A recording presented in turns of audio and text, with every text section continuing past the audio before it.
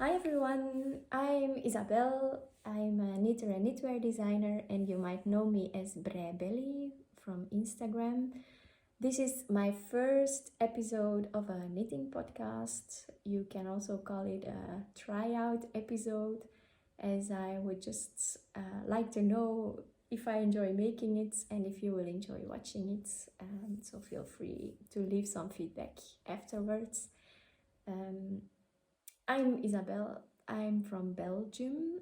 I live near Antwerp in Soersel for the Belgians.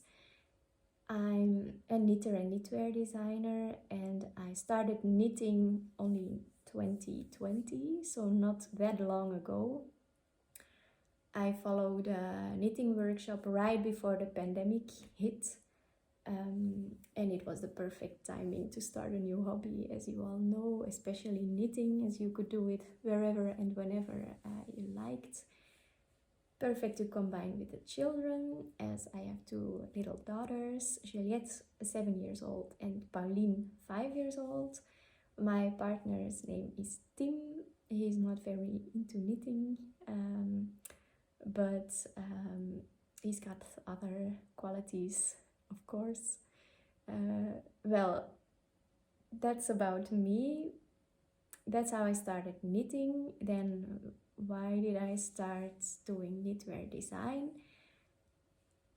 In the beginning, I was very eager to learn all the different techniques. I also love doing all the different techniques.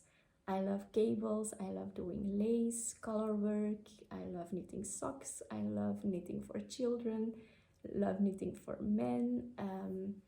So I was very eager to learn everything. I also love buying yarn, as a lot of you might relate to. And it often happened that I bought a lovely yarn, but I just couldn't find a suitable pattern for it, or I had some kind of an idea, or then I couldn't find a decent pattern for it. So I just started doing some freestyle knitting. It wasn't always a great success, and now it's still not always a great success whenever I try out something. But then I discovered Instagram, and I got so inspired from all these independent knitwear designers. I did some test knits as well, and that was so inspiring to me. I just wanted to do that as well. I wanted to grab my ideas and write them out in a pattern. I found a great tech editor, Frauke from Urban Yarning, who helped me tremendously, especially through that first pattern.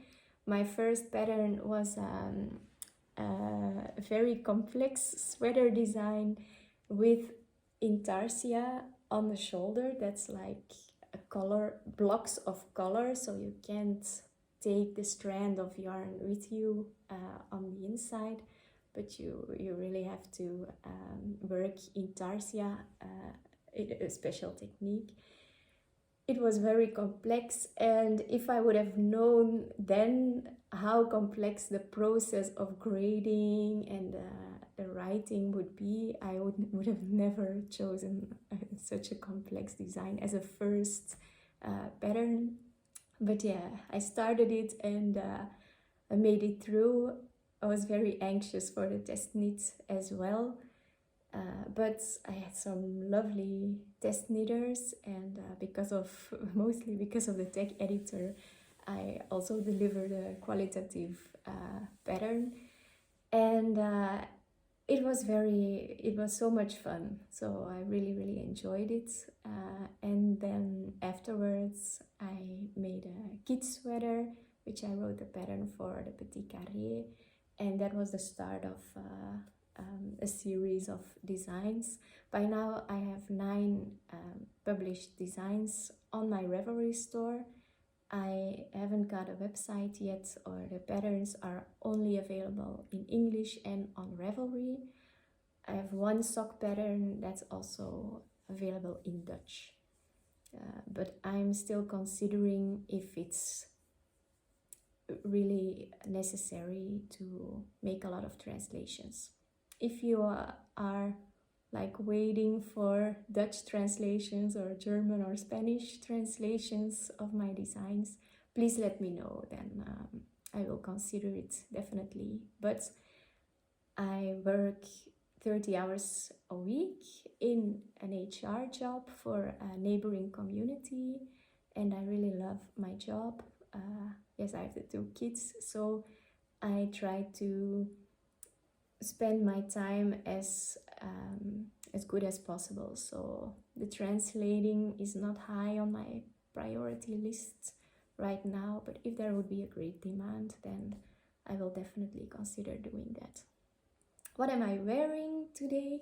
This is my Striata top. This is my newest released knitting pattern. It's the lighting doesn't really do it justice, I think, as the details are not very clear. I will come a bit closer. It's worked in fingering weight yarn. This one is hand-dyed, beautiful yarn from Olivia and Oliver's. It's worked top down in the round, as you can see, in 2x2 broken rib stitch.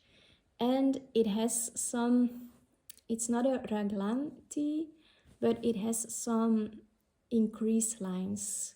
In this size there are 8 increase lines, as you can see, and the increases are made around these lines. But then after making some decreases, the decrease lines, or you move your stitch markers in between the 2 increase lines, and then you start making increases over there, and that creates the effect of the striata top. I really enjoyed knitting it. I really enjoy working the broken rib stitch. It's pretty easy to work, not very complex. And yeah, I just enjoyed working on this one. It was a very spontaneous, unplanned knit. I also didn't plan before to move the stitch markers to create this effect. It was only when I was here that I thought that might be a good idea, and I'm happy with how it turned out. It's my most successful pattern up until now, so I'm really happy that you like it as well. And I'm thinking about getting some other members to the Striata family, as I'm now working on a Striata sweater as well. I will show you this one. Oops. So this is the Striata sweater in progress. As you can see, it's got the same stitch pattern. This one is unblocked. The broken rib stitch grows a lot after wet blocking, so you will see it's calculated to have a positive ease of 10 centimeters. That's about 2.5 inch. So it will grow a bit after wet blocking. There are a lot of similarities. The neckband is also a folded neckband with a row of purl stitches here, so I think that gives a nice edge to it.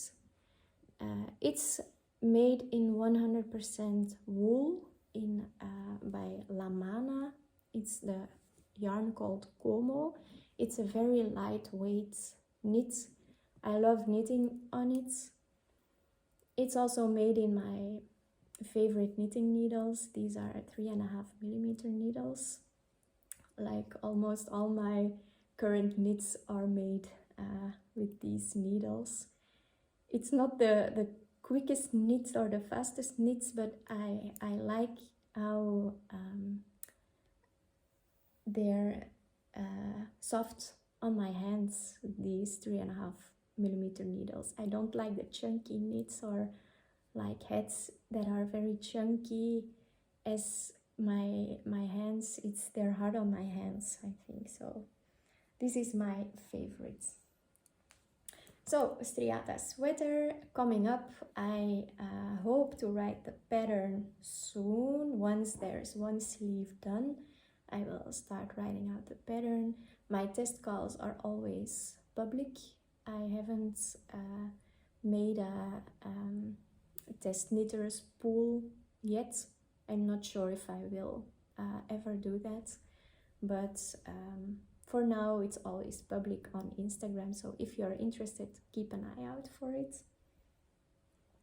What else am I working on? I am also working on another new design, a cowl design. Actually, it's a long tube I'm making, and then it will be connected on both sides with a twist in it, so you get a nice long twisted cowl. This is very short, so it will grow a lot, so you can put it like 2 or 3 times around your neck. The reason for making this one was that I fell in love with this beautiful yarn. It's by Marianthi yarns, German dyer if I'm not being mistaken. And I saw this yarn on Instagram and I fell in love with it immediately. Normally I'm not a very impulsive buyer, but this time I just couldn't resist. It's a sock yarn base, so the speckled yarn, I bought 3 skeins. It looks like this. So yeah, I'm still well prepared for a first episode. This is one skein, and it comes with like 10 contrast colors. These are the ones working now or working up next, and I will show you some more. These are some more of them. So there are 10 contrast colors. They will be, the cowl will, I'm planning on using all 10 of them in the cowl. And we'll see how long I can make it. I've got 3 skeins of these. I'm still working with my first skein and I've got this much left. So I think I will definitely get a good length with the 3 skeins that I have. And I'm hoping to have some yarn left to make maybe a matching sock design. Last year I made a cowl and a matching sock design, and it's called Juliette Cowl and Juliette Socks. I've got it here so I can show you. This is a Juliette Cowl. It's worked completely in color work, and this is also a cowl with a twist. I can put it around. Should have made it a tiny bit longer because I can put it twice around my neck, but it's might have been a bit more comfortable if it was a bit longer. I really love this type of projects. You can just start knitting. I chose my colors as I went, so it was always exciting to think about, oh, which color am I going to integrate next. Each color is used in 2 bands, so like the light color, you see light pink is used here and then here again, and then the blue is continued throughout and you switch the pink here, and then you always switch one color after a band, and I really liked how it's turned out. A very big advantage of this one is that it's worked in a tube, so I didn't work in any threads, any strands of yarn, so they're all on the inside, you don't see them, and I think that's a big advantage for such a big color work project as this one. Which yarn did I use for this one? This is an Advent sock yarn by Phoebe and Mercy yarns. This was the Advent from 2022. I was so happy with this, with the colorways. I always love colorful knits, but I'm pretty happy that they're not that, they don't pop out that much. They're pretty subtle and they blend in pretty nicely. So I was very happy. You can make this cowl with an advent yarn or with scrap yarns. It's you don't need a lot of yarn per color, so it's pretty a pretty, how do you say that? You have a lot of possibilities with this project. With this Juliette Cowl, I also made matching Juliette socks, which I haven't got with me right now. But that gave me some inspiration about making a new cowl. So this one will also be worked in a tube, but will be way longer, so it can go around the neck a couple of more times. And then making also a matching sock design if I have enough yarn left. And then I might call it the Pauline Cowl and the Pauline socks. So she also has her own cowl and socks.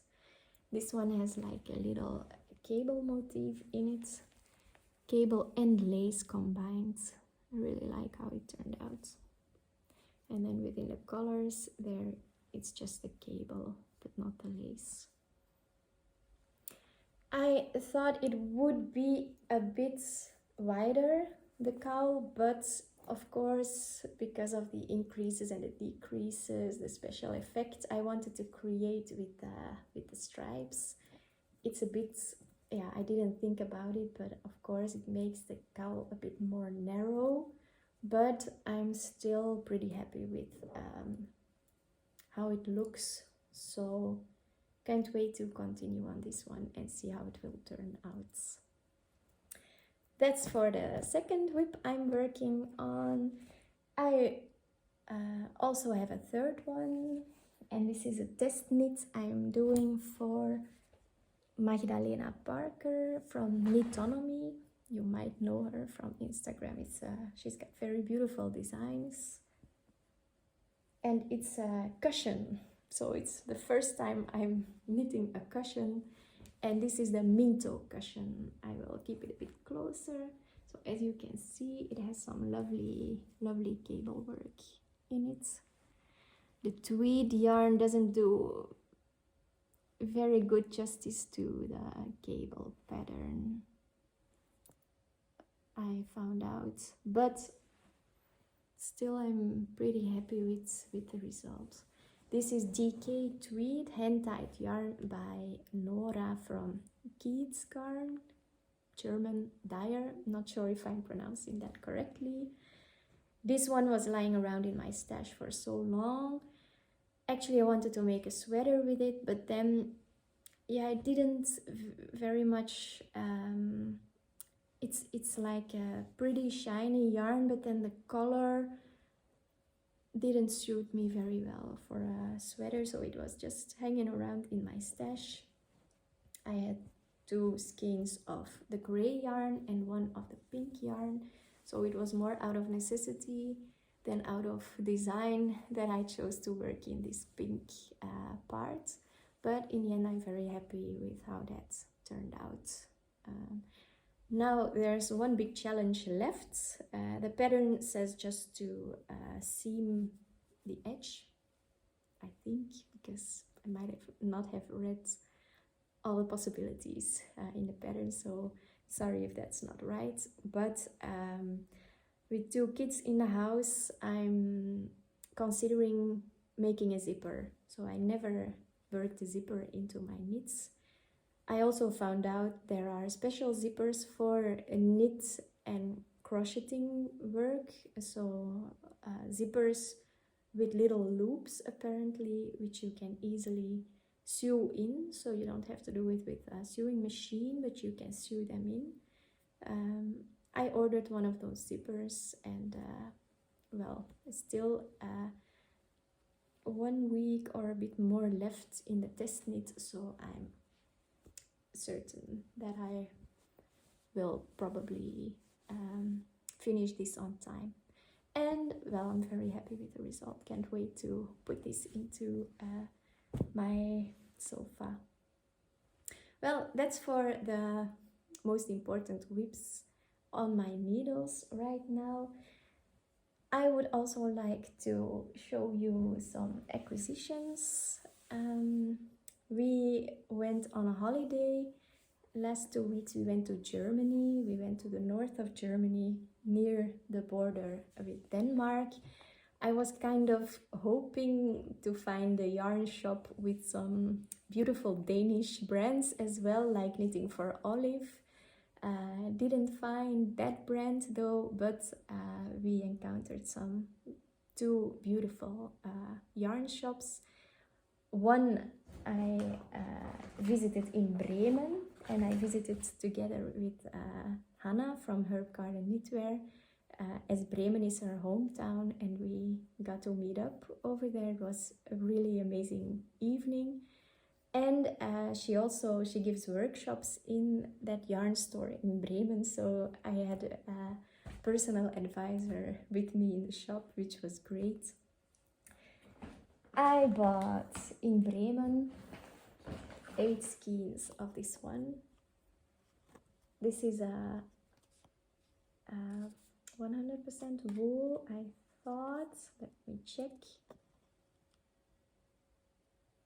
Colorway is Rusted Roof, and it is 100% fine Highland wool by Woolstock Blue Sky Fibers.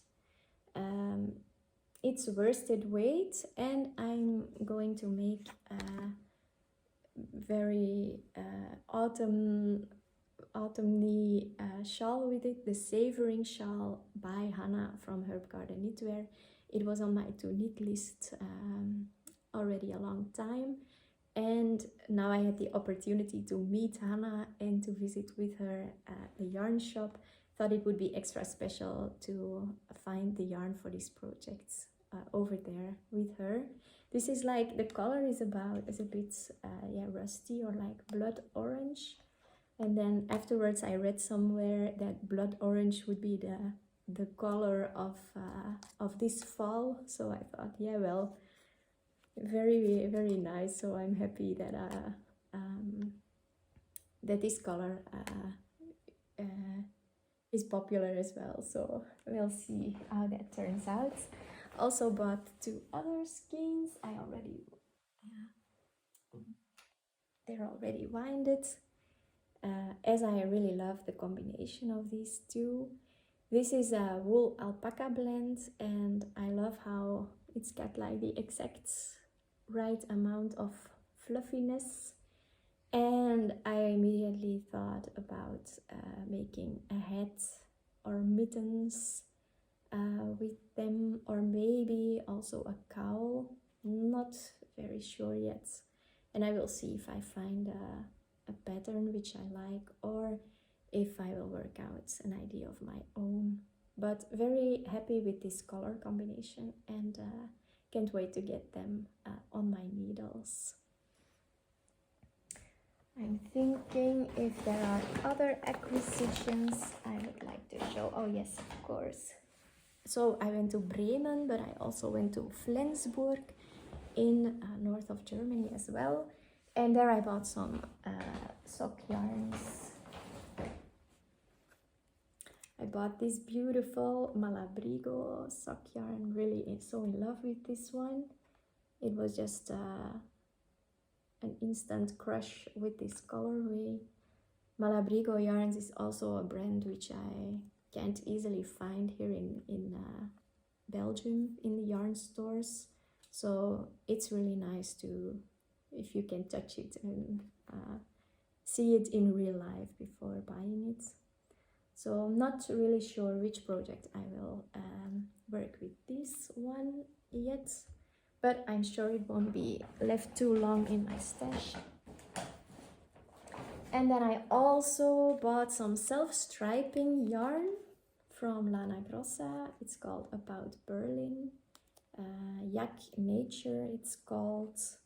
This is sock yarn, which is self-striping, and I never worked with self-striping yarn before.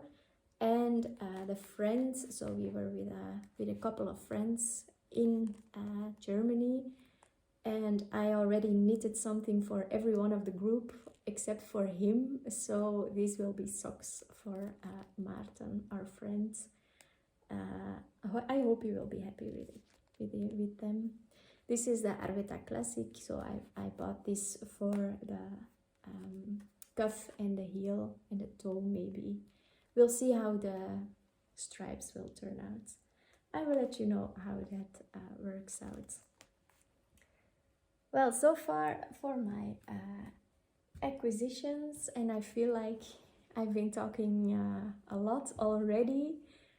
I hope you enjoyed this first tryout episode, and please let me know what you think about it. If you have any suggestions, things you would like to know or like to hear more about. And well, I hope you found it entertaining. I enjoyed making it, and well, maybe we'll see each other for a next episode. Thank you so much for watching. Goodbye.